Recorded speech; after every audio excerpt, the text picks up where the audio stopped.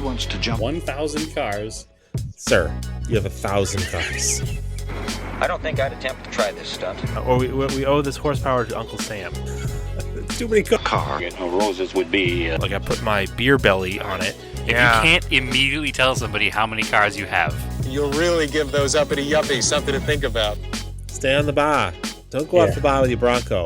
1980 Volvo horns, what's right? I want to have a man's coolant.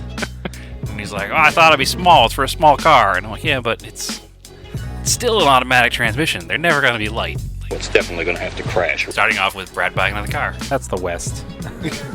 Internet. You know, is this a Nigerian oil print? I also wish you drove a Tan Camry. Anyways, Anyway, that's a horrible, very horrible podcast content. Very Talking about a picture. inside joke.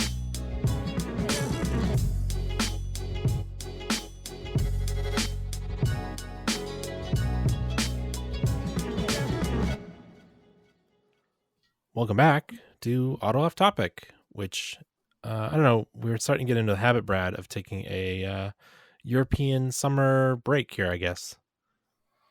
Unfortunately, or fortunately, we both lead busy lives, and occasionally we're not in town. So it just so happens to be that the past couple of weeks we were both very busy. 1 week was you, 1 week was me, and it just didn't work out. So here we are. Yeah, I mean, it was more like 3 weeks, but sure. Has it been 3 weeks? Yes. No, it's been 2 weeks. Because last time we were on, my motorcycle had just broken. Nope, it's been 3 weeks. Have we not been on since the motorcycle broke? I thought we did. Nope, we have not. Since like the first week or second week of August. All right. Well, then there we go. Yeah. I was traveling for work 1 week. Then I was off 1 week. Then I was traveling for work again. And now I was off the week in between. I was away for a couple of days. So, all right. Well, It happens. At least we got it in now. I'll be off again next the week. last episode. The last episode we did was the Thursday before Grid Life, Circuit Legends, because I just talked about doing a comeback from the track day at Lime Rock, or maybe I was doing it the next day. It doesn't really matter. The car made it through another track day at Lime Rock. Nothing. I think I did talk about it because I felt like I was going a little quicker. But anyway. Well, it was August 17th was the last time I released an episode. Yeah. So that was 2 weeks ago. ago. So when I was there, they were doing load-in for Grid Life. And then I drove back there. Let's see. It was the track day was a Thursday. They had Grid Life Friday, Saturday, and Sunday. And I drove back Saturday. Yeah. So I actually got the Talon out because I hadn't driven the Talon in forever. And I didn't want to drive the G20 again because I'd just driven it there. And are we just going right into your event coverage? Is that what's happening here, Andrew? Yeah. What else are we going to do? Oh, all right. I wanted to give a couple quick little things first, so we can back this whole train up. Just sorry. a second here. What do you got? I told you I was going to go right into event stuff. He did tell me that before we started, but I was like, I'm going to freight train him with something first, but then he didn't allow it to happen. So I freaked a couple things I wanted to bring up. One is a callback to a couple episodes ago because I forgot to mention a pretty important thing that happened, and I wanted to bring it up beforehand. It's related to a lot of things, one of which being our Discord, which, to be advertising again, hit us up for a Discord link. It's a fun place, a lot of conversations, a lot of things happening. One of the things is one of our friends who's on there, he sold a car on Bring a Trailer. It was a car we've talked about when it was originally on Bring a Trailer. It's a 1987 Starion or Conquest, I think Conquest. And it is a car we know from when his father used to attend the New England Forest Rally as a spectator. And we know it through Paul being the owner afterwards. And ironically enough, it wound up here in Phoenix. And through all of the connections and everything with the podcast and whatnot, and even before even not the podcast, just local connections. Somebody out here reached out to me, who I know through car event stuff, and said that they had given the guy my contact info who was buying a Conquest to ask some questions. And I was like, oh, okay. Yeah. And it turned out it was Paul's Conquest. Ah. Then fast forward like a week later, after the guy asked me some questions, asked me, what I think it's worth, but, values of this, what to look out for, all this other stuff. I get another message from a friend of the show and former guest, Josh Mead from Adventure Driven Design. And he says, hey, this shop I know down here in the Mesa area has a customer who is taking delivery of a Conquest, and it's coming in. And they've asked me to come look at it as a Mitsubishi guy. I don't know much about these cars. Do you have some time to come down and look at it with me? So I happen to be involved on both ends of the transaction without knowingly being involved in both ends of the transaction. But I went down and helped them go over it and helped learn him around the ins and outs of a Conquest. And it was cool to see the car that I remember seeing all the time in New England here in Phoenix after all that time, and then talking to the new owner who I have met before. And I do enjoy his cars. I've posted a few of his cars before I knew him. You've probably seen me post pictures of a white Lancia Delta Integrale and a red Renault Turbo 5. Those are his cars. So he added this to his 80s turbo car collection. So very, very cool little like connection to everybody in the Auto Off Topic world there. Another little side note about that, the shop that is doing the work on the car, actually it's not work. The shop that his shop is a shop here that specializes in Italian cars. So they're not exactly, Conquest specific, obviously. It's red. But it's true. It's called Italian Design and Racing. They have a pretty cool shop where they've been since the 80s, I think, taking Ferrari 308s and turning them into 288 GTOs. Like taking not Fieros, but actual Ferraris and going whole hog into them and changing them from a lowly little 308 into a 288 GTO clone. And they do everything from just cosmetic ones to some that actually have the motor turned and twin turboed in the back, because 308 is weird transverse and the 288 GTO is longitudinal. And their full conversion like literally changes out the glass and changes out everything on the car, and you wouldn't know it from a regular 288 GTO. And they are really nice, very well done cars. So that's cool. So and it was neat to like make the connection with that shop. Sorry, is a 288 GTO really, really expensive? More expensive than doing a conversion? Oh yeah, 288 GTOs are pretty much one step below F40 right now. Whoa. Yeah. Okay. Yep. No, they are. They're basically a homologation car. If you're not, I guess you're not a huge Ferrari guy. Neither one of us really are. I happen to know the 288 GTO. I don't know what the production numbers of them are, but I know they're not cheap. I think the last one, if I go to classic.com real fast, it looks like 4.4 million. 2.3 to 4.4 million seems to be the range of 288 GTOs. Oh, okay. Yeah. So yes, it does cost less on this conversion. Yeah, exactly. You're still way and above any car you can drive and service. So, yep, the full conversion, like the ones that they actually turn the motor and twin turbo it, they're up there in the $300,000 or $400,000 range. Yeah. The ones that are just like basically look like a 288 GTO are more in the mid hundreds. So, actually, you went to Radwood, Las Vegas. Do you remember the LM002 Lamborghini towing a 288 GTO? Vaguely. Okay. Well, anyway, that was these guys. Oh. So they have two LM002 Lamborghinis as well. Oh. Yes. Yeah. One of which has like a Porsche diesel in it, which is weird. but cool because it's drivable Yeah. instead of having a multiple carbureted V12. So Yeah. it's a super cool shop, super nice guys. The guy that runs the shop, the son of the owner, I didn't meet the owner, he wasn't there, but the son of the owner, super nice guy. We actually all went out to lunch, the owner of the shop, the guy who bought the car, me and Josh afterwards, and just spent a day just kind of hanging out, talking cars, and it was a really good time. And I have to thank the podcast for making all the connections to everybody who I know and getting to have experiences like that. So pretty stoked now. They're going to be coming to they did not even know Radwood Phoenix was a thing, so I was telling them about that. And they have an actual Ferrari 328 Koenig special in right now.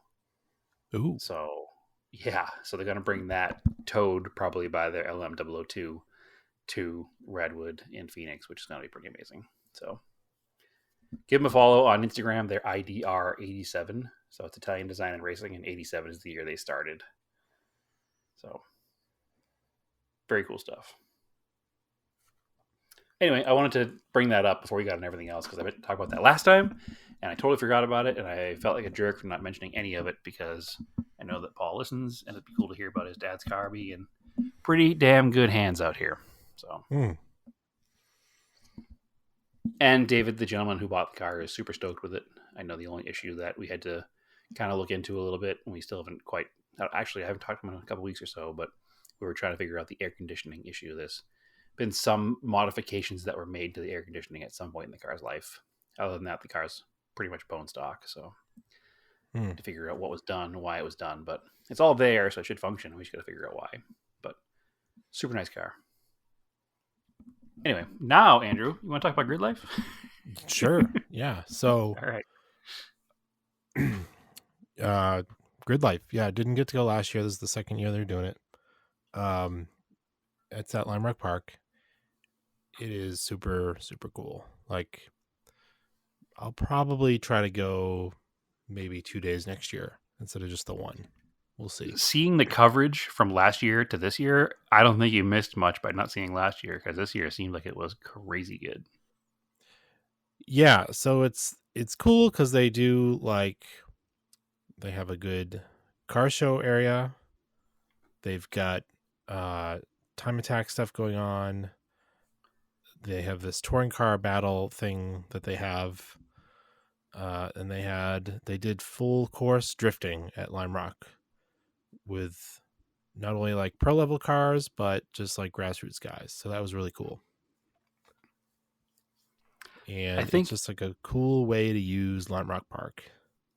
The whole vibe had, from an outsider's perspective, obviously, because I was out here in the summertime in Phoenix, not out there enjoying the Lime Rock Park, but the whole vibe kind of seemed to have like almost like I hate to use the word millennial, but a millennial version of the historic festival. Like, it was, the whole place was utilized, car show, racetrack, midway, but just for a slightly skewed to a younger crowd than the historics, which are, for lack of a better word, kind of a geriatric crowd now. So I met with listener Steve Booten, who also hangs out in the Discord, and his wife Katie. They were camping there. I had media, which, it was like interesting. I got a free entry. That's about it. I didn't get to like go into any hot areas. I'll have to try harder next year to do that, because that would have been nicer to get just a little bit closer for some photos. But anyway,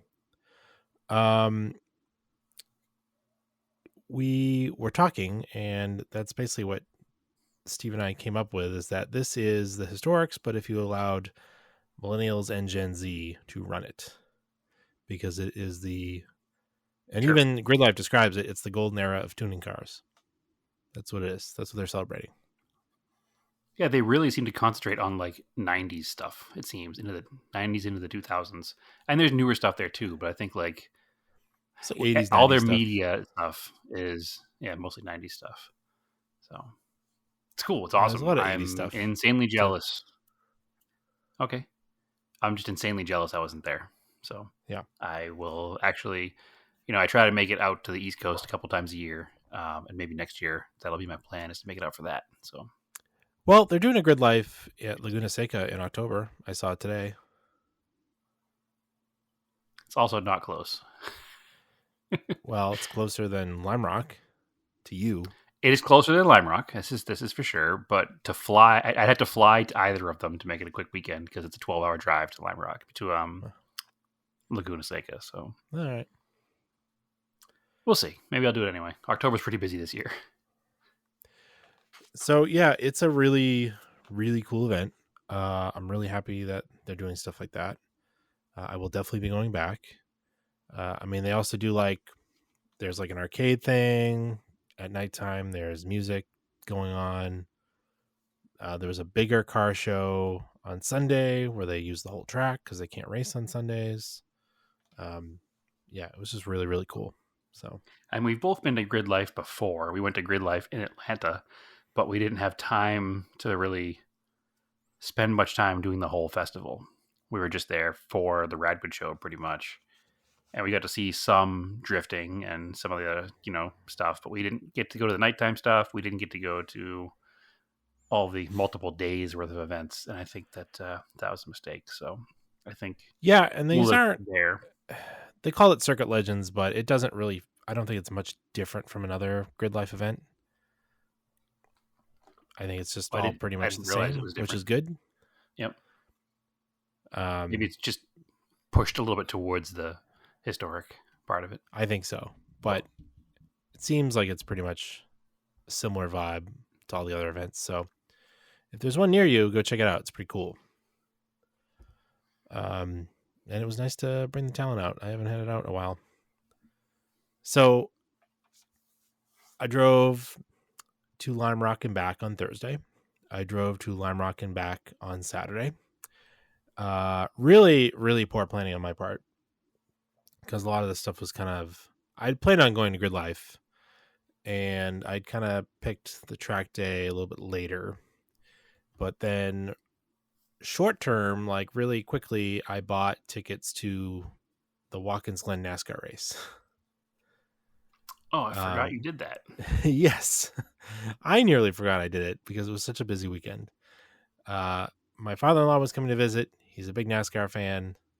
So my mother-in-law was also coming to visit. We had childcare, so Stephanie and I took her dad to a road course race, which, all right, I'll back up a little bit. So let me talk about driving back and forth. Had I planned it right, I would have gotten a hotel and just gone to my track day, maybe worked remotely for Friday or something, gone to Grid Life, and then maybe driven to Watkins Glen afterwards. Instead, I drove up and down the Pike 3 times in a weekend. I did 1,000 miles this weekend, that weekend. Well, we are car enthusiasts and therefore driving enthusiasts, and it's all fine, Andrew. Yeah, but for Sunday we just bombed out in the all track, and that thing just gets 34 miles to the gallon and eats up highway. It's weird. Good little car. I mean, it's not weird. It's a new car. It should do those things. Just only murdered a bunch of bugs and one possum. So, but anyway, I mean, unless you're planning on murdering more, it seems like a successful day. Well, I was really worried about deer. It's there's a big heavy deer season right now, so, and we're traveling at peak times for a deer to run out in front of you. Yeah, dawn and dusk, actually, probably on that kind of a trip. Yep. So anyway, back to going to Watkins Glen. Stephanie's dad, big NASCAR fan. We get there and I was like, "Have you ever been to road course before?" He's like, no." He's like, and then he's like, "Oh no, actually," he's like, "I went to Riverside with my dad." What? Yeah. I was like, "That's so cool." I was like, Brad's gonna be super jealous when he hears that. You're not wrong. Riverside is one of the coolest historic things ever. It doesn't happen anymore because the track was so dangerous. Yeah. Well, it also got demolished because of condos had to go there or something stupid. Well, I mean, that's part of it too. And I'm sure if it still was there, maybe they would have improved it. But what epic, legendary place to have seen NASCAR before. That Yeah, means I we mean, saw he her grew, back he in grew like up in Bobby SoCal. Allison Yeah, days, and that's so cool. yeah. So yeah, he was super stoked. Il Yarborough. And it was, it was like a must win for Elliott to get into the playoffs. Sure. He ran out of Spoiler gas. alert. Yeah. It's been weeks. We're not gonna spoil it for anyone. Like that was like unbelievable. It was all of a sudden we were like sitting there. So we're at turn. I thought it was turn 11, but they weren't running the boot, so it ended up being turn 7. But it's the turn that's right before the start finish line. I thought maybe I was hoping people would get like spicy there trying to pass for the lead, but and then like Michael McDowell he was doing like really well for a while, who won at Indy. Yeah, he's a good road course racer. Yeah, and then his car broke, and it was like, oh. And he had like an early on, I forget now. I think he had a drive-through penalty earlier on for something. He had a pit issue. I don't remember what it was. I think it was a pit. So I think it was a speed violation for pit lane. it was either a speed violation or he drove through too many boxes, one or the other. Oh, that's what it was. That's what it was. I thought it was when we're in the stands. I thought it was a pit road speed violation. But late when I got home, I watched the recap. Yeah, he drove across like 3 or 4 pit boxes. Yeah, and one of them had no car in it, so he thought it was okay. Yeah, but it wasn't okay. like you can do 2, but not 3 or something. So yeah, 2 or 3, not 3 or 4 is what it is. I don't remember exactly what the number is. It depends on the track too, I think. Yeah. Or the way it's laid Plus, out. Did you figure out the direction of road courses? Because it was pointed out that they were pitting on the opposite side of the car. Yeah, because they're at road courses. Yeah. Yeah, that's a whole thing. We're not going to have time for it this episode. Okay. But I dug deep into that. When we have an episode we haven't not talked for 3 weeks, I'll have a conversation about that. But it is a thing. All right. So anyway, he ended up in the back, and then he had car trouble, so he kind of got knocked out. But then William Byron just really like drove away with it towards the end. And it wasn't as exciting as I hoped, but it was still cool. It was really cool to see the cars on a road course. Yeah, no, I don't keep saying that I'm jealous of all the things you did, but all these things you've done are all things I want to do. So I still have not seen NASCAR either. What drives me crazy, though, again, I've talked about this, it's like all of the cool stuff is like packed into like 3 or 4 weeks in the summer. It's like, if we just spread it out just a little bit for me. Okay, so his penalty was for too many crewmen over the wall, or crewmen over the wall too soon. That's what it was. Somebody else had the penalty of the pit box. I don't remember who it was. I'm trying to put it all into my head who did what. But McDowell was a pit crew guy came over the wall too fast, and that's what did it. It's what it looks like. Maybe they reported that wrong in the recap, because I feel like they said he drove over too many. But or what I'm reading is wrong. I don't know. I know that I like McDowell for 2 reasons. His sponsorship is Love's Truck Stops, and as a routine cross country driver, it's always a welcome sign to see a Love's Truck Stop because they're clean and they're nice and they have actually decent coffee. But he's also like the local hero here. He's from Glendale, Arizona, which is where I live in Phoenix is almost Glendale. So he's literally like he grew up a couple miles from where I live, and he's kind of like he's our hometown hero. So he's a real journeyman driver too. Like he just ground his way up. He was not gifted to him by any means. He's not an Elliott or a Gibbs or any of these legacy names. So yeah. So that was he's a genuinely good guy. Like that was a cool race. It's definitely I want to go back there for an IMSA race because it's like definitely more closed off being a NASCAR race because they want to charge you for everything to get everywhere. So I really only checked out like where our grandstands were. I didn't like wander around because you really couldn't. And like the only general admission area was like that seemed like you could that was like shown on the map was by turn 7. It was like okay. So it's like we were talking to these other guys in the stands. They were there all weekend. They were like, we sat in the middle stands, and they're like, if you go to the very top, you can see like turns 6 and 7, and then you can look over the back and see them go down the the straightaway after the turn 1. So you see a lot more of the track. yeah, good thing to know. But I definitely go Let me- again. It was pretty cool. I'm making addendum to my statement there. See, he did get a penalty later in the race for crew member over the wall too soon. His Yeah. early race penalty was for going through too many pit boxes. Okay. So he had 2 penalties in the race. That's why it's confusing. So Yeah. we were both correct. That is what happened. So Yeah, 'cause I that was remember, just a I lot remember of- him going back to the in car and him talking about how he thought he could go through it because there was nobody actually. There was no car at that pit box. Yeah. He thought it was fine to go through it, and it wasn't. So that's where it was at. And then Bubba Wallace just needed to keep up with points, and he drove a super clean race. Like He did. stayed up really high and stayed out of trouble. It was cool. Yeah, he talked about his whole mentality going into that because he historically has not been a good road course racer, and he knows that. And one of the things he talked about is, something that's probably good in all factors of life, where he was basically like, I go into these things and I tell myself that I'm bad at it. He's like, so every time I do that, I wind up doing bad at it. He's like, so it was a whole thing this time where I needed to get in there and I needed to make sure that I was hyping myself up, being like, you can do this, you'll be good, you'll be able to make this work. It doesn't matter what all your previous results are. And he managed to stay in the top 10 most of the day. And honestly, he gets a lot of guff from fans for whatever reason it may be or not be, but he made the playoffs this year because of his consistency. Yeah. I can't think of a race where he wasn't for a good portion of it in the top 10. Yeah, he might not have always finished in the top 10 due to whatever reason, be it yellows or incidents he was caught up in or pit lane issues, but he was a consistent top 10 driver all season. And it was cool to see him, be near the top almost all season. I think he surpassed a lot of expectations, and for socio-political reasons, sometimes it seems he doesn't get the credit he deserves. And I enjoyed watching him improve this year and stay in the top 10 all year and make the playoffs. So A lot of the drivers that needed to do well in that race just did not. mm-hmm. Like Elliott ran out of gas. I think Larson had a lot of trouble.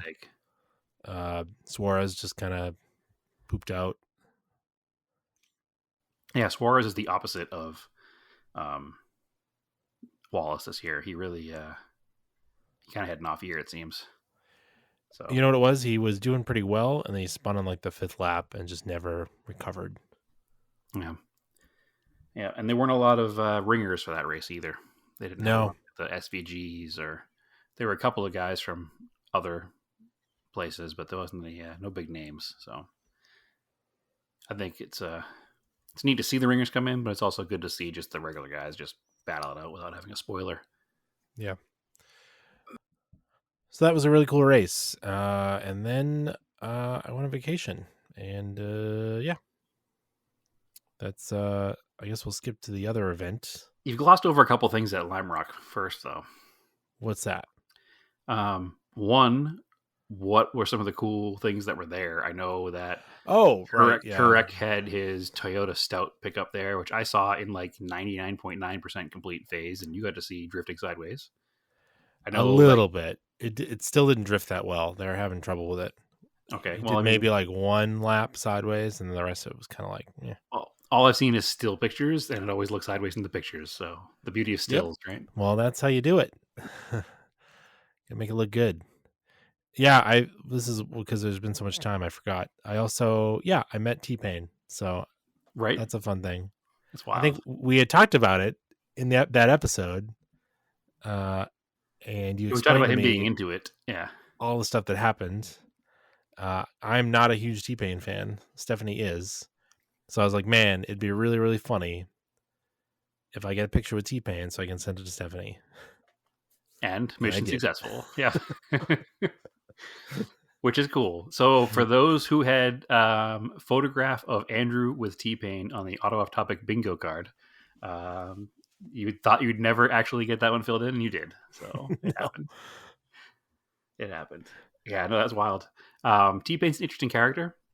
He's another one of those guys that's like, I was didn't really know who he was actually until your wife kind of introduced me to who he is, and didn't really actually realize what a talent he was, because I only ever heard, whatever his big hits were on the radio that were just kind of radio play, whatever.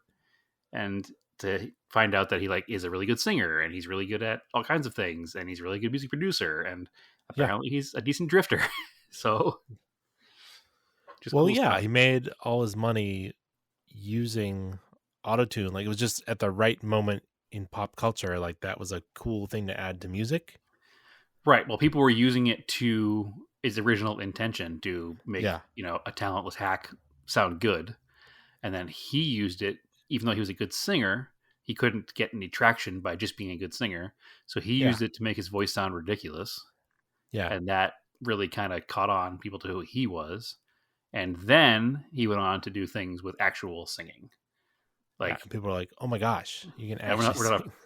We're not a pop culture podcast here, but if you are aware of T-Pain's, hip hop rap music, and you don't think he can sing, look up his Tiny Desk concert on YouTube, or any of his performances on The Masked Singer, and it's kind of mind blowing how good of a singer he is actually. So, or his new cover album, his cover of War Pigs. Yeah, it's really good. It's great. Yeah. Black Sabbath, War Pigs by T-Pain. Yeah, he's really good. So a surprising talent in lots of ways, but definitely cool. And it seemed like he was a cool guy. So, oh yeah, super cheerful, very nice, open to fans. So it's cool. Got Southern hospitality, right? Yeah. So I know you saw a friend of the podcast, friend of ours, Matt Wood, and you saw Steve, and you met Dave Negril. I think you're talking to him with Steve. Yep. Oh, okay, yeah. Yep. He has Volvo 850 and Scion XB. That's all.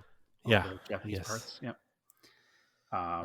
And then, oh my gosh, I'm sorry, sir. There's another gentleman that I met there before at a track night, and I talked about him on the podcast. I'm so bad with names, but I gave him stickers this time because I had them.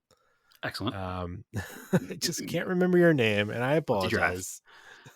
What's he drive? I don't remember. Oh, that's bad.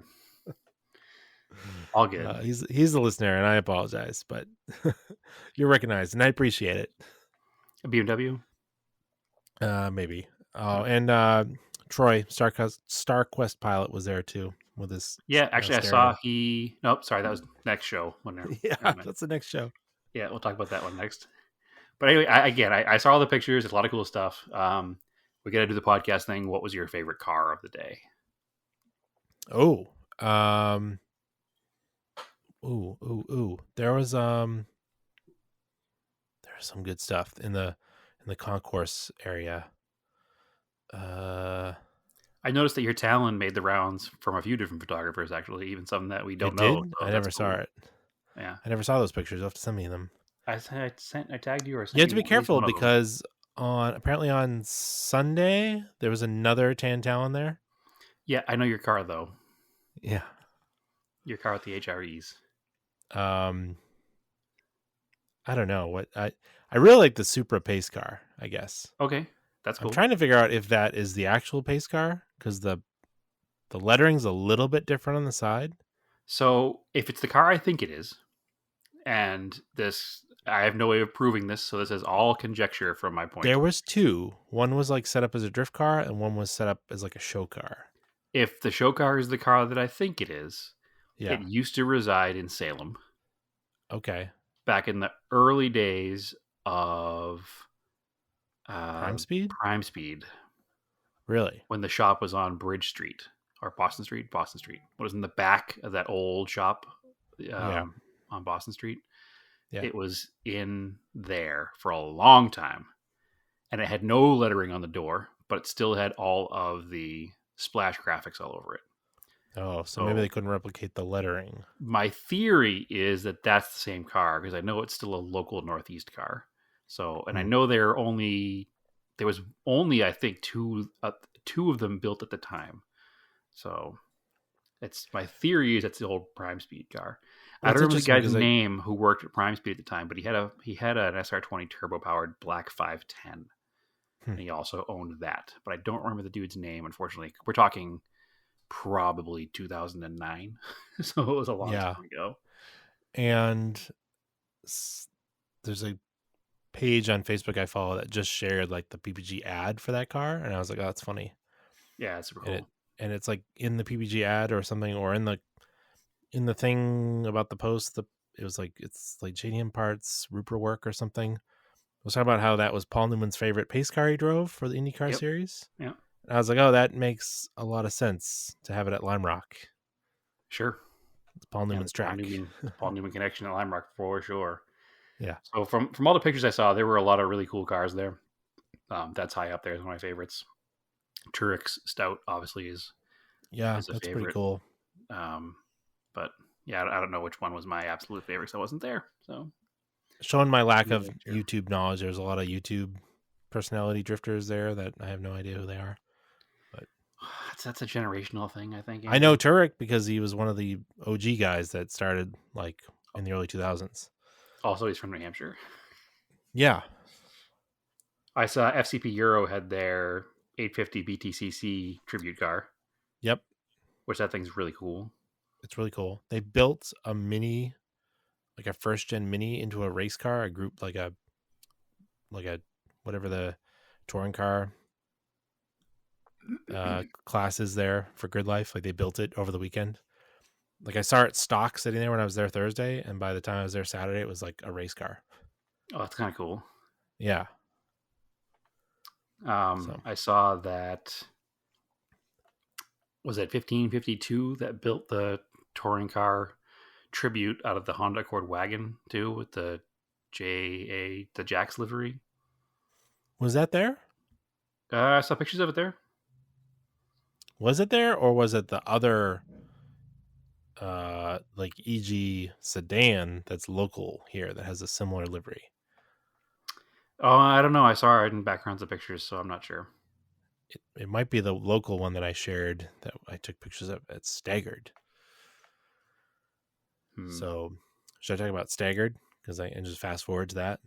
I mean, I guess you might as well. You've already talked about Grid Life, NASCAR, now Staggered, just out there living the dream.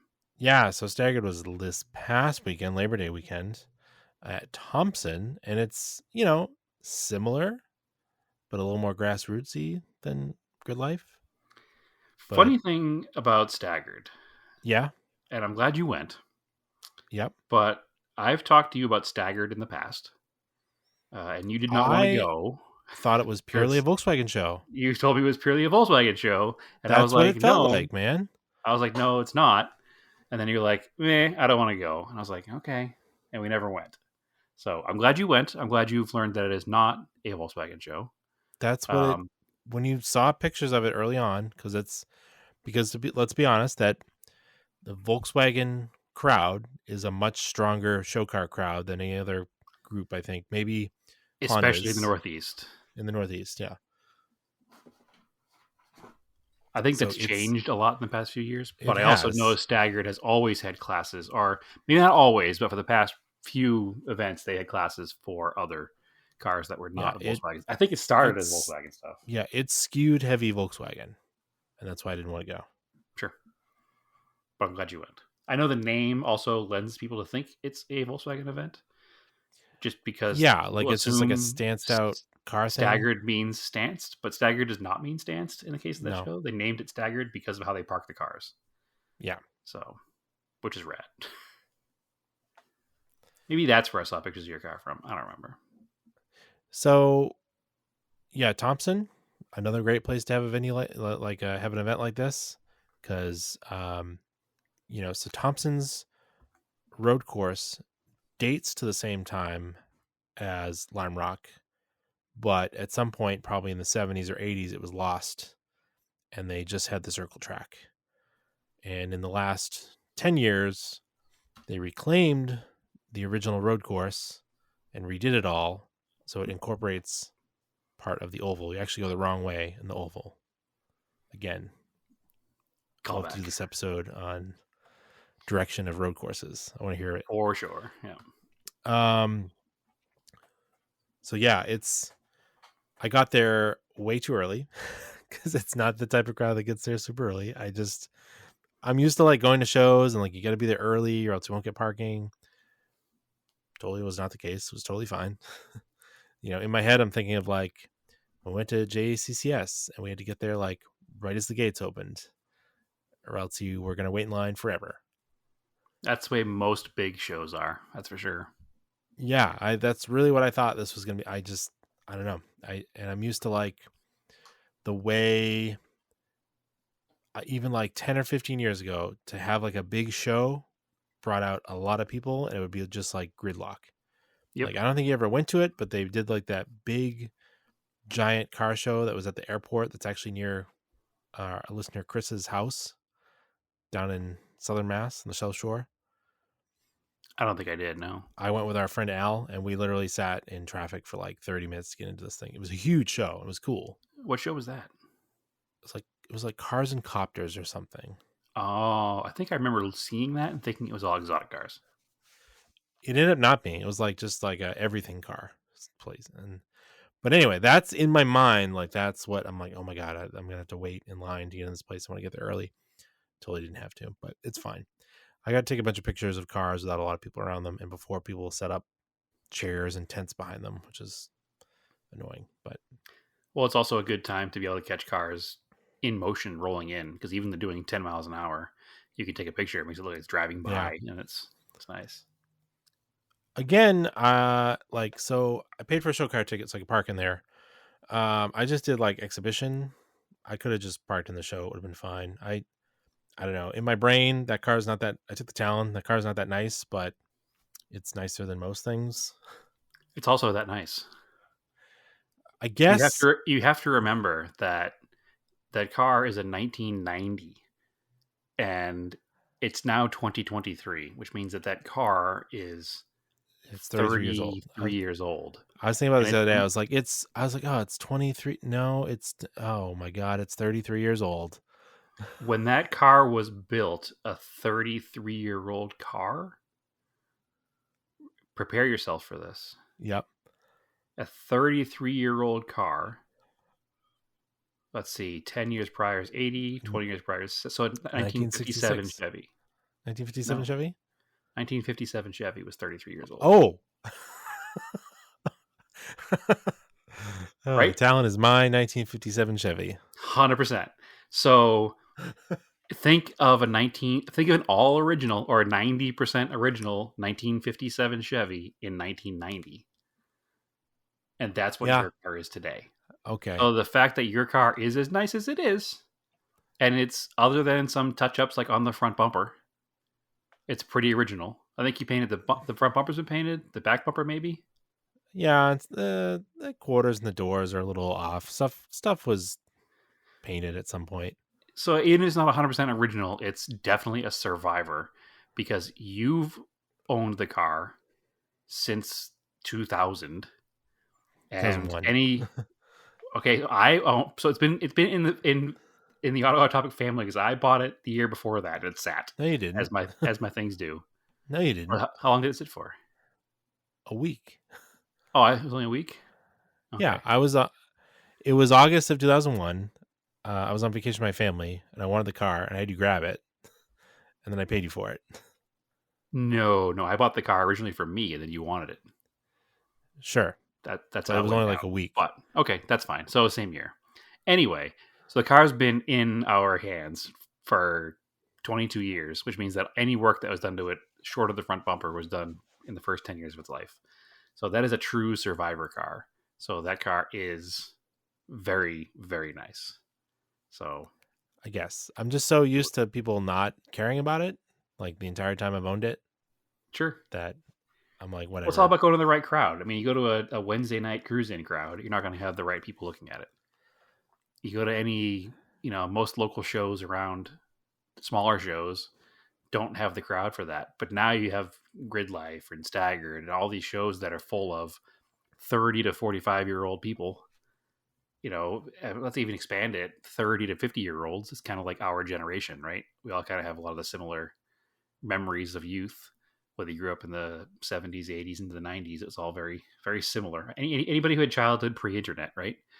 So that kind of car is what that person's into, and it's starting to skew that way. And, I get, even in my first gen DSM, which is not nearly as nice as yours and not nearly as modified as yours or at all, it gets a ton of attention from people nowadays. And it's odd because both of us look at it like that was a car that we bought when they were 10 years old and just drove every day in the winter and just drove as our car. It wasn't a secondary car. That was just our car. So, well, and you don't see them anymore either. So, nope, you don't. So anyway, that car's way nicer than you give it credit for. And, I'm glad that you're seeing that now. Anyway, I go to Thompson all the time for track nights, so I'm familiar with Thompson. They did demo drifting in the front area of the track where they added, because when the track was first done, they didn't have it. They added these kind of almost like figure eight parts of the track so they can loop it, almost like a skid pad. Yeah, but with like a little mini toge. It looks like, it reminds you of I was standing there again with Steve and Katie were there. It reminds me of watching videos of Ebisu and them just doing drifting around the course. Okay. It was very these were more grassroots guys. It was very early Drift Bible DVD, that's cool. best motoring stuff. It was cool.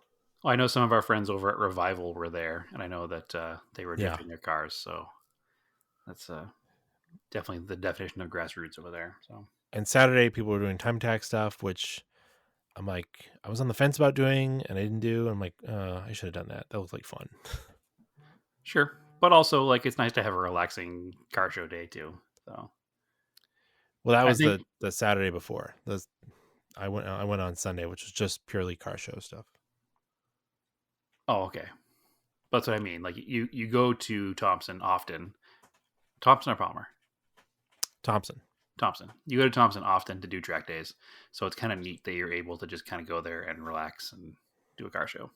So strangely, I haven't been to, because they typically do the most track nights at Thompson. I was avoiding doing any Thompson this year. I haven't done one yet.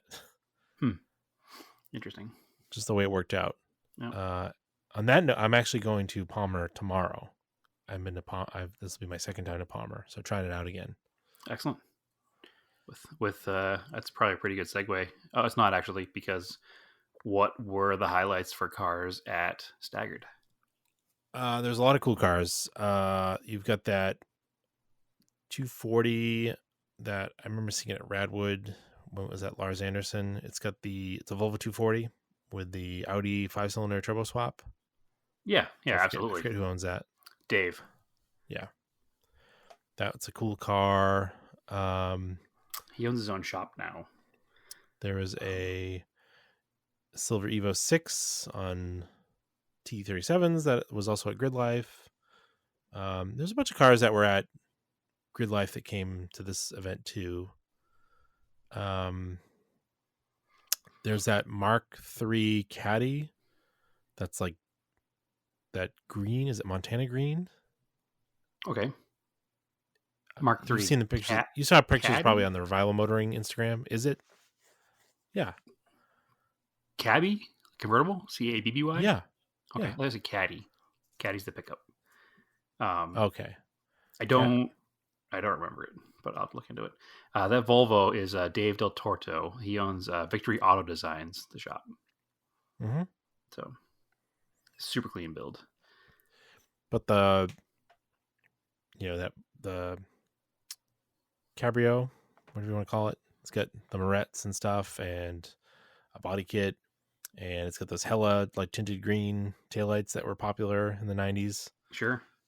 Hella magic colors. Yeah, it's real cool. I don't know. It's those were kind of cheeseball at the time, but now you're all right, I'm into it. I've always liked a good cabbie. They kind of got a bad rep because they were quote unquote girls' cars. Yeah. But I mean, they're at the end of the day, it's just like any other Golf, just with a convertible top. So I wouldn't, if you're gonna build a cruiser, why not build a convertible cruiser? So I'm into it. Plus, they're still fun to drive, especially the Mark One like rabbit based cabbies. Oh, there is a split bumper Camaro from the 1945 Speed Custom Shop Okay, with a 2JZ in it. that's cool. Very different. Very different. And they also had a gorgeous, they were showing it was a customer's car.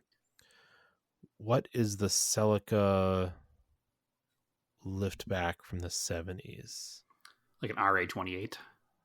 Probably. I put a picture of it in Discord. It's the like teal green. It had some Toyota engine swap that I didn't recognize, but with a ridiculous header on it and ITBs. It was a very, very nice car. Like, It's a 1945 Speed and Custom. yep. Like stock otherwise, except for the engine. I think it had, I forget what wheels it had on it. Interior looked basically stock. Like, it was really cool. Yeah, I don't see it on their Instagram page, unfortunately. Yeah.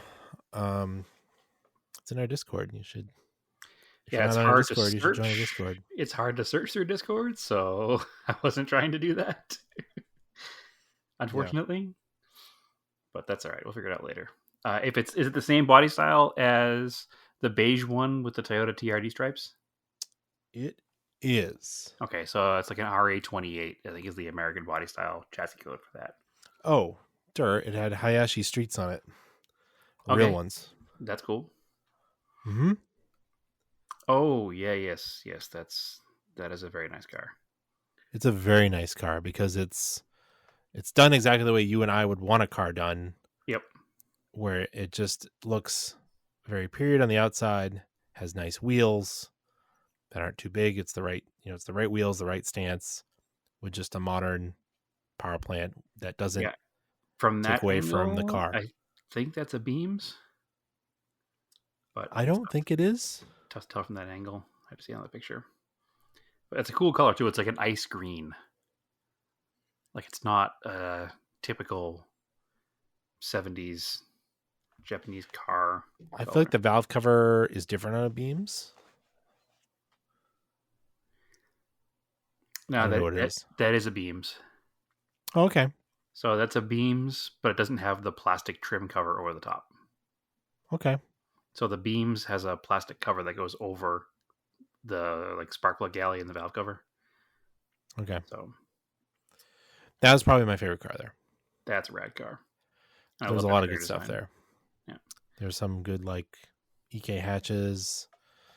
Again, it's like it's our time period of cars.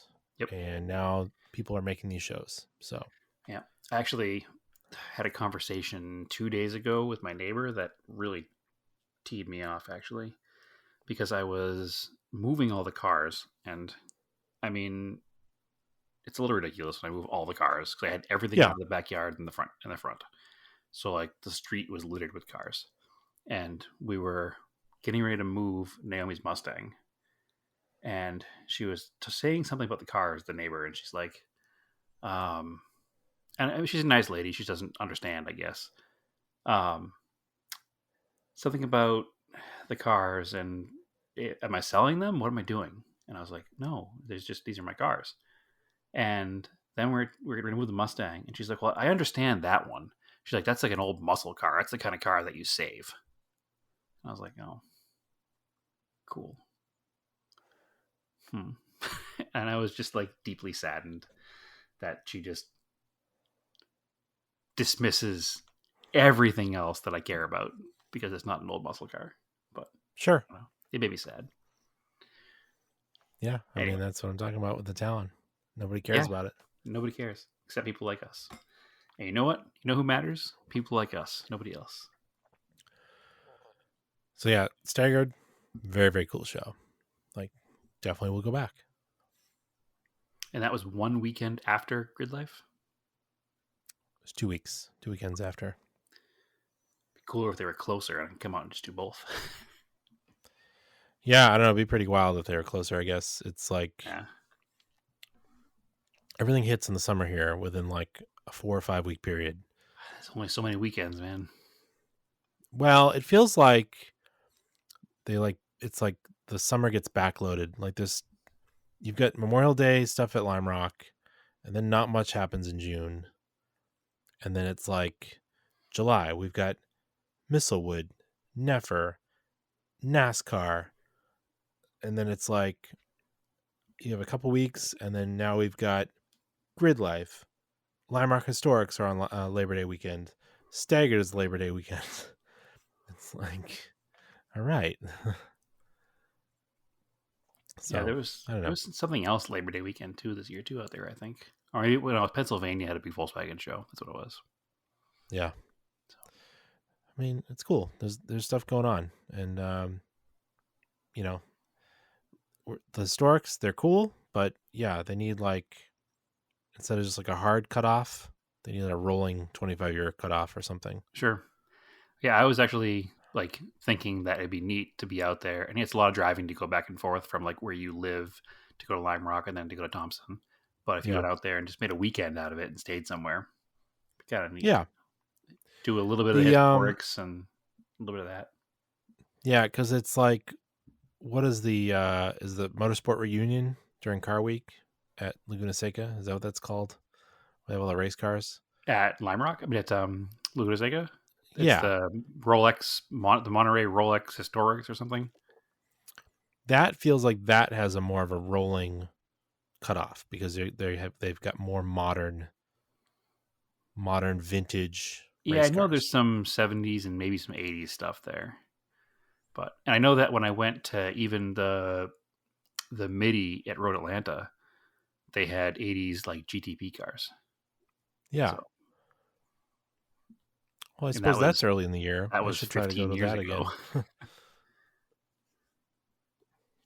And that was 15 years ago plus that I went. Probably maybe even more than that now. I'm thinking about time. It's probably 2006, 2007. So it's a long time ago. Long time ago. But even then, they had 80s GTP cars. So good times. So, all right. Should we do some project car updates? I only have a few. Should I do mine first? Sure. Get them out of the way. Yeah, I got the Talon out. Ran great. I buffed that car 20 years ago, so it's in good shape, I guess. And I threw a coat of I washed it, threw a coat of butter wax on it. Thing looked great. Like that stuff on an already shiny car, mint. Yep. Still fighting with the G20. I gotta finish it somehow. But I think I talked about ordering braids. My braids came in the week I was on vacation.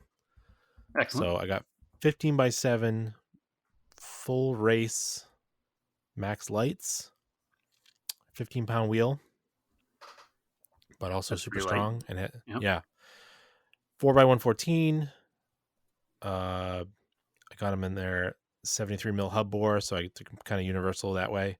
And then offsets 30 plus 38, so they'll fit both the G20 and the Galant. If I want to do track days with either car, I can just keep a set of nice dedicated tires on there and swap back and forth to the other wheels that are on the cars. The beauty of universal bolt patterns. So not universal, but like multiple cars using the same bolt pattern. Yeah, and the 4x114 in a front wheel drive offset is extremely hard to find wheels for now. Okay. It's very easy to get rear wheel drive stuff like a plus 20 or 0 or negative, because you've got all these drift cars and older Japanese stuff that's really popular now. Really hard to find. Like I got extremely lucky finding those Black Racing 8 spokes that are on the G20. I prefer them on the car, but that's me. I don't dislike the braids, but I wish the braids came in a different color, but I would like them better if they were silver. Oh, the beauty of it is now you own them, and if you ever wanted to change it, you could. Yeah, I mean, I could just have them powder coated silver. Yep. But the problem was to get them silver from the factory, just like plain silver, was like a extra $100 per wheel. Yeah, that's a lot of money when you're talking about a wheel that's like what, $300. Yeah, and the thing is, like, it's not just like I could have them painted silver. They would paint them any color for like an extra $100 a wheel. Sure. So it's like now it feels really dumb just To go painting them silver. It's like Porsche paint a sample and going with a slightly darker silver. Yeah. But anyway, they're a nice, strong motorsports wheel. They're really just for track days. I'm not getting rid of the 8 spokes. I'll probably just throw it's not S drives anymore. The Advan Flevas or something. I'll throw those back on. Yep. Yeah, they're good street tire. Exactly. They'll just be a little bit longer wearing. Yeah, they look really cool. I put them on tonight because I had them mounted today. I was working from home and drove them to the shop and then left them there, came back when they were ready. And also at the same time, I needed to flush the brake fluid. I hadn't done that in a while, like 2 years. So I flushed it, which that car has a specific pattern you do because of the way the distribution is and the ABS. So like I basically took a wheel off to swap it, flushed the brake fluid, put the wheel on, and then so I didn't do like one side, 2 wheels. I did like the right rear, and then you have to go to the front left, and then the left rear, and then the right front. So it's kind of silly to bounce around and do it that way. It took me longer, but everything's flushed and good to go. Excellent. And it does look good. I'm definitely not hating the wheels at all. They look really good. So it does look good. They look pretty meaty. I went with the Azenis ST660, so the newer tire they have, which is apparently, even though it's the same size tire, is bigger. Because that's the funny thing about tires is that even though they all use metric sizing, they're not necessarily always the same size. I think it's the RT660, right? Yeah, it's like clothes. You can buy an XL, but it might not actually be an XL. Yeah, exactly. It's weird, but you got the Falcons are just Japanese sizing. Don't worry about it. Yeah, I went with the black racing wheels are a 15 by 6.5 with like a 40 offset plus 40, and then these are so now a half inch wider and a slightly lower offset plus 38 plus 38, so they actually stick out further, and like I did the right rear first and it was touching the sway bar, which is an aftermarket sway bar. I was like, oh, that's kind of weird. I don't know what's going on there. I think you can just shift over, and like I put the car back on the ground and then the sway bar is not touching the wheel anymore. I'm like, all right, I guess this is just jacked up. I don't know. But is it going to move during like the dynamic movement of the wheel on track? I'll find out. All right. I'll just be ready to catch the car when the left rear locks up. I don't think it will. I think it's just because the thing was at full droop at the back. Sure. Just like it will be in a hard left turn. It'll be a hard right. I thought you said a left rear.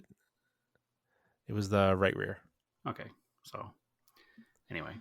All right. Well, let's hope for the bar does have some room to move. So maybe I just need to slide it over and get some bar locks, but I'll find out. Yeah. Probably the best idea. Because it would suck to be like mid-turn and lift the wheels a little bit and it locks up and does weird things. But I don't know. I think it'll be all right. I'm going to test drive it tomorrow morning. Okay. Excellent. Either way, they look good. And they'll look good in the Galant too. So worst case, I was like, maybe I should bring 2 of the wheels with me. I could just put them on the rear if I need to just drive home. Right. But I think I'll be all right. You can see even the other narrower tires where they were rubbing on the rear strut. So, because it's got McPherson struts in the rear. So like it has what you would have on the front of a car in the rear of a car. It's like a Subaru. Sure. Which means the wider tires are going to rub even more. It felt like the same amount of clearance. because it's the same section width. It's weird. All right. These tires are interesting. They also have they have like a 1/2-inch rim bar. Yokohama's always had a big like rim bar on them, it seems. Yoko's do, but these are Falcons. Oh, that's right too. Like this is the biggest one I've seen on a Falcon, which is My interesting. brain is on Yokohama because I just bought a set of Yokos. So Yeah. I mean, those are my two go-to. It's like my two oils.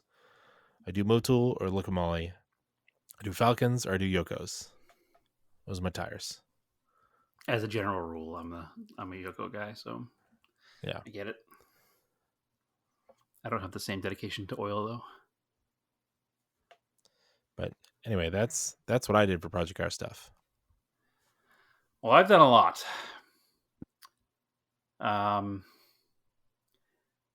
Disappointingly, though, I'm not going to make my road trip in the Corolla, which is a huge blow to my ego and confidence and my mechanical abilities, right? But it's really not due to my issue. It's due to waiting on parts. And then it just being 115 degrees here for a while. Corolla is pretty much done.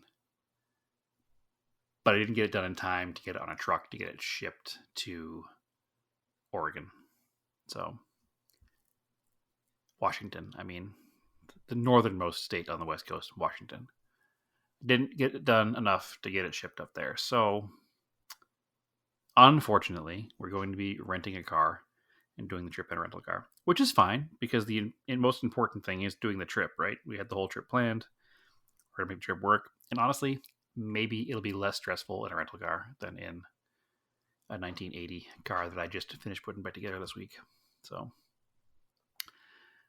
but I will say I am super excited and happy with the customer service and the parts that I got from Techno Toy Tuning T3 out of Northern California. I sent them my strut housings and they cut and modified and welded them and turned them into coilovers. They're loaded with Koni inserts and they have, I forget the brand name of the spring, but they have decent springs on them. They're a 300-pound spring, which is not super, super aggressive. It's much better than what was on the car, which was cut springs and completely blown out struts. Like They were hypercoils. Hypercoil, thank you. Mm-hmm. So it was the factory springs that were on the car that were cut to like literally 2 coils with very blown out struts. So it was borderline dangerous to drive the car. So now it's not. So it has the Hypercoil 300-pound springs. It has their Techno Toy Tuning top hats that are camber adjustable. I bought all new steering components for the front. The only old steering part in there is the pitman arm because it was not worn. It looks like it was replaced probably sometime before I got the car. But the idler arm is new and the inner and outer tie rods are new on both sides and new wheel bearings in the front. So the whole front of the car is refreshed. I was a little nervous that it was going to be too stiff because when I put it all together and put it on the ground, it did not move much, but we'll get to that in a second. Yep. Moving on to the back, when I bought the car, it had 4-inch lowering blocks, which, I mean, it looked cool, but it was pretty aggressive. And because they were so low and the tires aren't huge, you know, they're 14-inch wheels with a 185/60 tire on them. Yep. With that 4-inch block, it took the bottom eyelet of the shock and it was like maybe an inch off the pavement. So it was just, It was a little unsettling. Like, obviously it moves with the wheel, so it shouldn't hit anything technically as long as you go over it with the wheel. But still, that chance of hitting things in the road is there. And that 1 inch of clearance is a little bit rough. Plus, you need travel, right? Just to make the car comfortable, it needs a little bit of travel. So I went back and forth in my head a bunch, and I Was trying to decide if I wanted to raise the car a little bit in the back or not. I think what sold me on raising the car in the back is when I measured the blocks to see how big they were, and I saw that they were 4-inch blocks. And I was like, man, those certainly are a bit tall. So I went on the internet and I searched for 3-inch blocks. And this is a kind of a cool side note story. A very common eBay seller when you buy like universal hot rod parts or like wiring stuff is Speedway Motors. And it turns out that they have 2 retail stores, one of which is in Nebraska and the other of which is about 20 minutes from my house here in Phoenix. So that was neat. I took a ride down there after work one day, and they had in stock 3-inch blocks with all of the U-bolt hardware. It was cheaper than buying it online because there was no shipping. I think the 2 blocks with 4 U-bolts and nuts was $38, which is pretty inexpensive. Also, as an advantage, they are nice aluminum lowering blocks, whereas what was in the car were solid steel. I say solid steel. Yeah. I think they were, I don't know what they were made out of. I've never picked up a chunk of metal that was heavier than these lowering blocks that were in the car. They must have weighed 20 pounds each, probably even more. It doesn't even make any sense. Whatever metal they are is so dense, it doesn't even make any sense. So I went ahead and swapped out the 4-inch blocks for 3-inch blocks, and then took out the shocks in the back of the car that also were blown pretty poorly. So also weren't doing anything. And I put a brand new set of KYB blue shocks in the back. So those are the non-adjustable, but better for a short stroke suspension setups. They won't be blown out immediately. Interesting shock setup at the back of this car. Usually you go into the interior of the car and there's somewhere you can pull a cover off and see where the shock mounts with a screw on top, or a bolt on top, I should say. These here had these pockets that were bolted into the floorboard of the car. So you had to unbolt the pocket from the bottom of the car and take it all out as an assembly with the shock, and then rebuild the little shock assembly in like bench build it and then put that whole pocket back in the car. So that was an interesting setup. It took a little finagling to get it back in there because obviously all of the bushings are new. And actually the top shock mount bushings are now not black rubber. They're that red Delrin. So they're a little more solid mounted on top of the shocks. So it's a good setup. I still need to figure out the ride height in the front. I wanted to take it for a little bit of a ride before I adjusted it just to kind of see where it settled down to. And unfortunately, ever since I finished it, it's been pretty busy. I finished it last Friday-ish. That was mostly back together. And I had said, all right, well, if I can get this thing together on Friday, I can jump into it on Saturday, do some shakedown miles, and then we have Monday off. I can literally cannonball the car to Washington, jump an airplane, and come home. And then make the trip in the car still. Unfortunately, we had a medical issue with somebody in the family, and I didn't get to do all the stuff I wanted to on Saturday because we had, family stuff to deal with. So that didn't happen, and probably for the better. But I did manage to drive the car around a little bit. So the front of the car did settle a little bit to where it sits, so I can lower it a little bit more and then figure out the alignment. But my goodness, does that car drive 100,000 times better than it did before. I mean, I don't think there's a word in the English language that describes the difference from where it was to where it is. So it reminds me, I mean, it's all the same components basically that are in the Cressida. It's a lighter car, so it's a little bit stiffer feeling, but I mean, the car, it just drives like a car. Like, it's so nice. And it's still pretty low, so it doesn't look like I, raise it up to stock height or anything. So it's still got a nice, low look to it, and it drives nice. And man, I was a little nervous that it was still going to ride like crap just because of the stiffer springs and still having lowering blocks in the rear, and that I was going to have spent all this money on these components and not had a huge improvement. But no, it's quite nice. So I think we were used to older coilover stuff. The technology's gotten a lot better. People have gotten better at setting them up. I mean, as far as the old ride quality and old stuff. Yeah.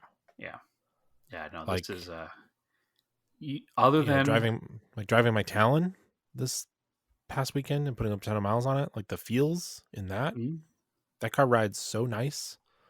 Like it rides like a stock Talon road. right. Like it doesn't, like before with the KYBs that would always blow out and just be too stiff or end up with blown shocks. Like, or the factory springs, which were super soft and you'd kind of like bounce around. Sure. So nice. Yeah, I can't even explain it. I mean, back when the car was in its previous iteration, I know, Naomi's a big bicyclist, and she's out with her friends, and one of her friends needed a ride back, and the only car I had that could fit a bicycle in it was that. And I was like, well, just so you know, I will come rescue the rider, but they're not going to be very comfortable. So it's a skateboard. Yeah, exactly. Which I guess if they're on a road bike, they should be used to it because road bikes don't have suspension either. So yeah, it's a real bone shaker. But now I wouldn't be embarrassed to pick somebody up in it because if you didn't know, you wouldn't know. It doesn't feel like a heavily modified car. It feels like what you would think a economy-ish car from the 80s would ride like, which is... Can it make it over that like expansion dip or whatever the heck it is in your neighborhood on the way to Raisins Plains? I haven't gone there yet, but I'm sure it can. Yeah, I'm sure it can. And again, the car still needs to be lowered somewhere between a half an inch to an inch more in the front. But I don't think it's going to affect the ride height very much affect the ride quality very much because there's so much, like they're wound up almost to the top right now. I have tons of room to move down and still have plenty of travel. So I'm not worried about it changing too much, going down another half inch to an inch. There's probably the car would be on the ground, but there's probably another 5 inches of adjustment. So it was a bit terrifying to ride in it on a Phoenix highway. But did you die? I didn't. Right. Somehow. But anyway. I just remember the roof like flexing, like the sheet metal. Well, that's not going to change. That's just a big, thin piece of junk sheet metal. So that's still going to flex every time you hit a bump. But I can now get a windshield put in it because I didn't want to put a windshield in it before because I'm pretty sure that's why it's cracked, just from having no suspension. So, yeah, no, it's very good. I'm 100% sold on the setup. I probably was before anyway because, like I said, the Cressida has a similar setup in it. But the Cressida was good before, so it's not like there was a huge improvement. Whereas this car went from absolute garbage to a nice car. So it's quickly becoming one of my favorite cars in my fleet of junk. So it looks like T3 makes a lot of cool stuff. And I honestly thought T3 was a Japanese company just because the way the name sounded. Sure. Nope. They're from NorCal. But yeah, I follow them on Instagram now, and they make a lot of cool stuff for vintage sports cars and not so sports car economy cars of that Sure. era. If you have an old Japanese rear-wheel drive car, chances are pretty good they have an off-the-shelf kit ready for you. If they don't have an off-the-shelf setup ready for you, you can literally send them your parts, and they'll measure things, and they'll build something for you. Yeah, because somebody else will probably want it too. Yeah, well, there was a customer about a year ago wanted coils for his Colt. So it's the same, actually, even same color as my car. And they built him a set of coilovers, and they built him adjustable lower control arms and adjustable tension rods, all for his Colt. Just by he sent him the old parts, and they sent him his whole setup. So that's happening. Probably not right away this year because I'll never financially recover from this Corolla. But once I financially recover from this, I think the Colt will certainly get a setup for as well. They also make stuff for Starion, for Colt. I know they make RX-7 parts. They make Starion stuff. I could put the same stuff in the Sapporo. I could spend a ton of money and have every car with a T3 setup in it. So, and it's not only suspension stuff. I have a shifter still to put in the Corolla too. I have not done yet, which I've heard from others. The aforementioned Steve actually had it in his old Corolla, and he said it's like night and day difference. So I'm excited to put that in. It's supposed to be like a 50% reduction in throw and like 100% gain in positivity. So that still has to go in. I haven't put the Panhard bar in yet because I have to find somebody to weld that in for me. I do not have a welder or the confidence in my welding skills to have a suspension mounting point welded in the car. So I still have to do that. But a couple minor things left. But they make full door panels for Corollas for the interior trim to like replace them with like a thin, racing style, and they make tons of cool parts, and they're really good customer service. They got back to me. I'd send them an email, they get back to me immediately. If it was end of the day, they get back next day by 8:05. So Antonio is the guy I dealt with and couldn't be happier. So I'm really excited that you're modifying cars with actual parts, because I don't think you ever really did that before. Well, if you want to get into that, I have not, no. And I never really had the money to do that. You just kept buying more cars instead of modifying the ones you had. It wasn't even the buying more cars factor at the time. It was people in my life that had a way of spending money that was not for cars. And spending my money and my time in ways that were not productive. So I don't have that anymore. I have much more control over my finances and time now than I've ever had. So I can do that kind of stuff. So I'm excited. I'm really excited to move on to this Mustang project and get that thing all together, because I've never built a motor from scratch either before.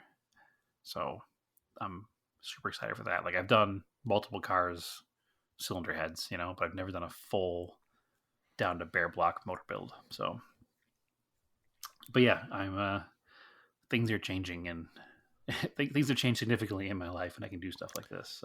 So the Mustang is now in position to get worked on when it cools off some more? Oh yeah, the Mustang's ready to be worked on. It's in the yard where it's going to be worked on. Cool. Yeah. No, it's definitely next. So I'm hoping when we get back from our next trip, which is next week or so, the plan is to hit that motor hard and get it going, because it should be cooler by then. So we'll see. That's the next big project. But the next project on my plate after the next one I talk about is the Mercor, because I am so mad at that car. I don't know if you remember, but it drains batteries, right?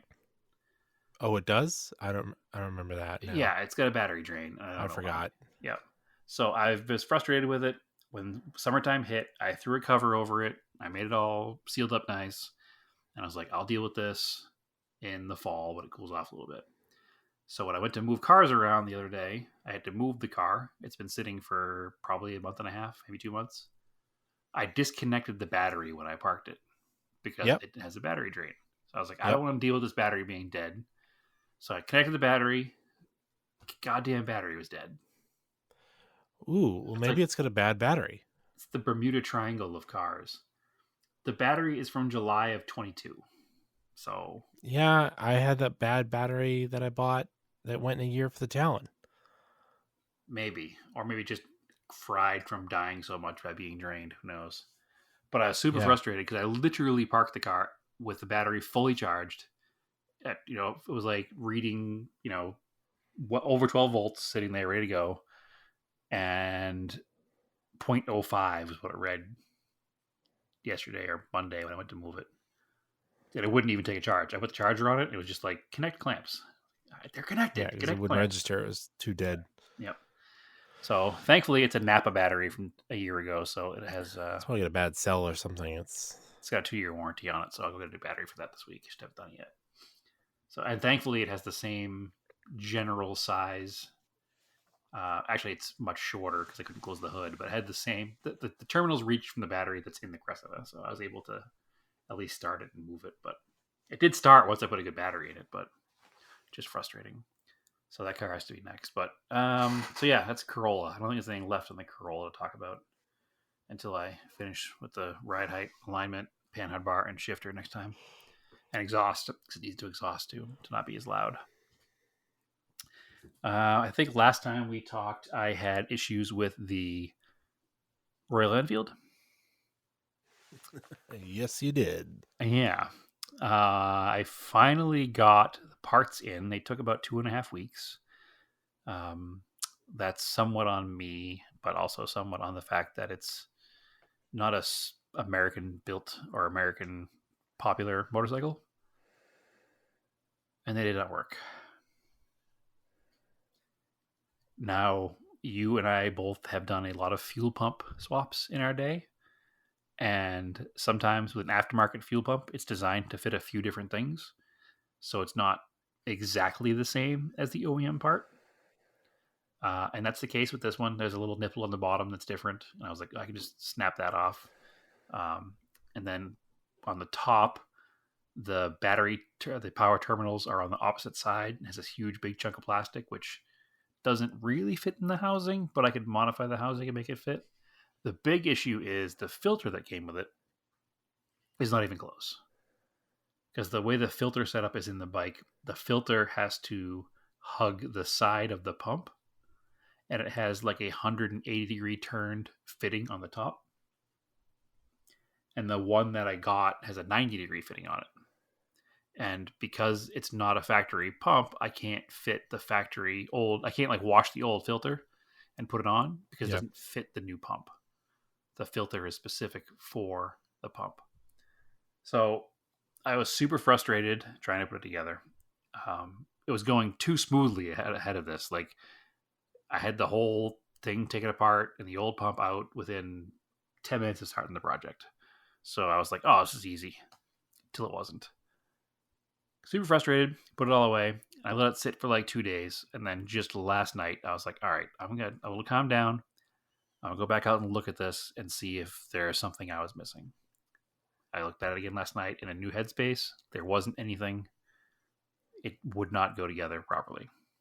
So, unfortunately, I was like, all right, well, I'll email the guy that I got it from on eBay and be like, hey, man, this is wrong. So I emailed him last night. I put part, because the part in the picture on the eBay listing is different than the one I got. The part in the listing shows what the bike came with. Yeah. The part in my hand looks different. So I put, part and image, not what was sold. He comes back and he's like, could you please explain to me what's different? So I sent him pictures. And he's like, that's going to work. And I was like, it doesn't work. And he goes, I've been doing fuel pumps for 40 years. I know what works and what doesn't work. And I was like, well, I have it in front of me and it doesn't fit. And I've also been doing this for a long time. And I know how to make things work. If I have to make them work, I can't make this work. So we're going back and forth, like 12 emails during the day today. And he's just arguing with me the whole time. And finally, I was like, listen, it doesn't fit. I can't make it work. I've tried to make it work. Just give me your return instructions. I've never installed it. There's no fuel on it. It wasn't plugged in. It's all in its original packaging. I sealed it up nice. You can't even tell it was ever even opened. Just want to send it back. And he comes back and he's like, take it back out, heat it up with a torch, bend the fitting 90 degrees, and put it back together. It'll work just fine. So I'm like, no, man, like I'm not doing that.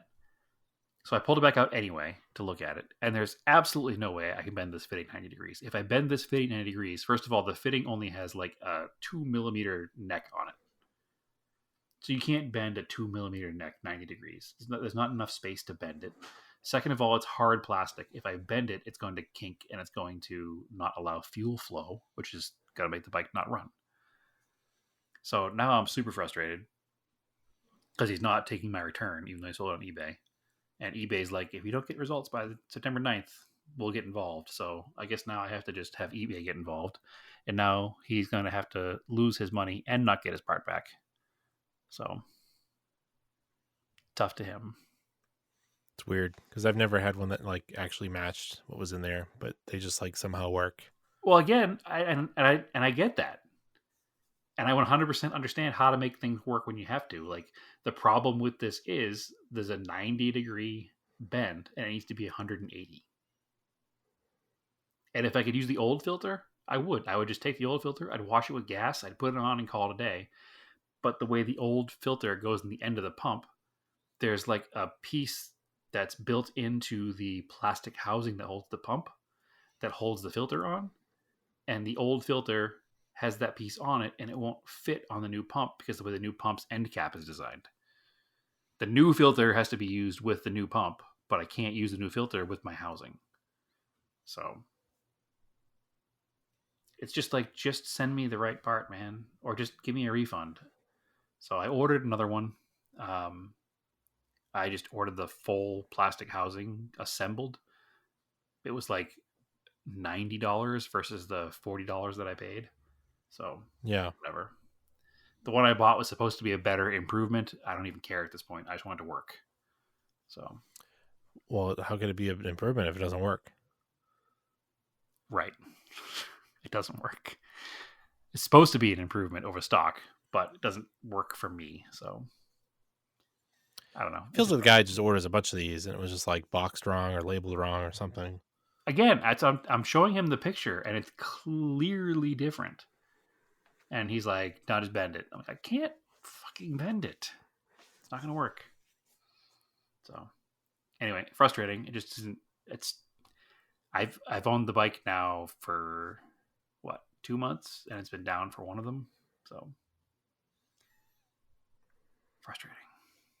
I still love it. I still want it to work, but if it winds up causing issues, I might have to get something different. So whatever. Anyway, that's my project car updates for now. I don't think I've worked on anything else. Nope, that's it.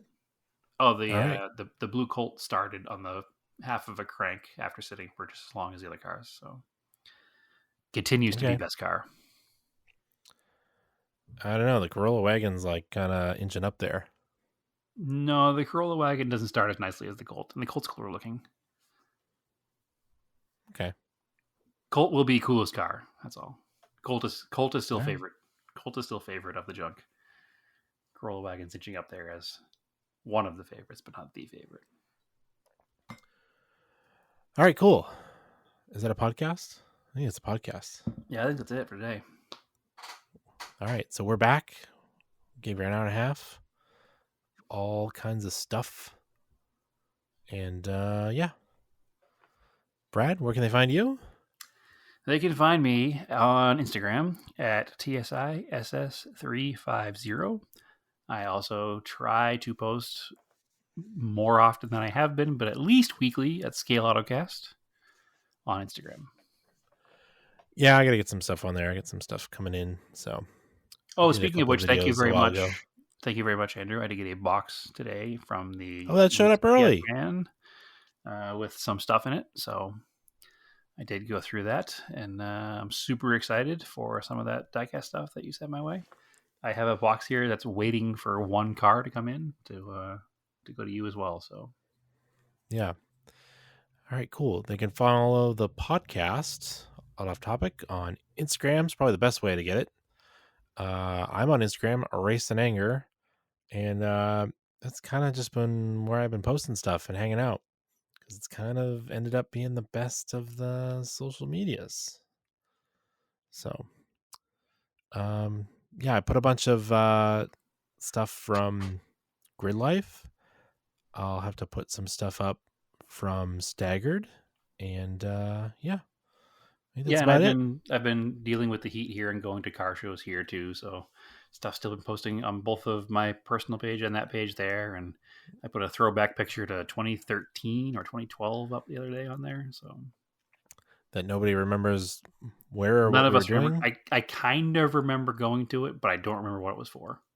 I can tell where it is. Like we know, I know where exactly it is, where but it we is. don't know. The boat in the background gives it away, but Yeah, we just don't know where we were doing or where we it's were probably going. a building there now, actually. Yeah, because at that point the seaport was like empty. Yep. It was not built up like it is now. So Nope. who knows? Strange. Lost to time. All right, cool. As always, keep your cars analog and aim for the roses.